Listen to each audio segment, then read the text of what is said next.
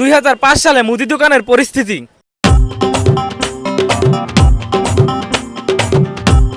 ভাই আসসালামু আলাইকুম। ওয়ালাইকুম আসসালাম। কি লাগবে ভাই? ভাই 2 লিটারের একটা তেল দেন, আর একটা ম্যাজিক টুথ পাউডার দেন, আর 1 কেজি চিনি দেন। ঠিক আছে, আমি দিচ্ছি, দাঁড়ান।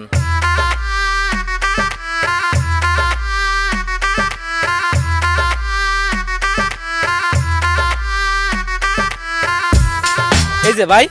ভাই কয় টাকা হইছে? 50 টাকা হয়েছে ভাই।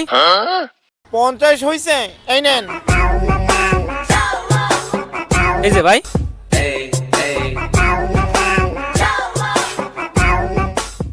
আর 2050 সালে বাংলাদেশের পরিস্থিতি।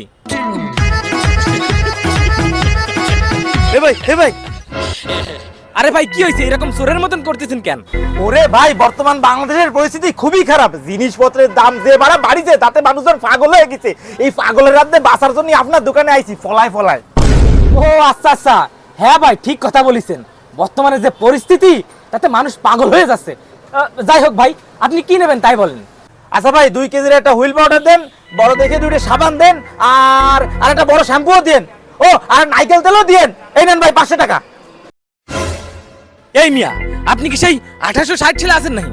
এখন একটা শ্যাম্পুর দামই এসছে 520 টাকা, আর আপনি এতগুলো জিনিস নিয়ে করছেন 500 টাকা। 520 টাকা একটা শ্যাম্পু? তাহলে আপনি একটা কাজ করেন, 500 টাকার ভিতরে 2টা সাবান দেন আর একটা হুইল পাউডারের প্যাকেট দেন। ঠিক আছে ভাই, তাই দিচ্ছি।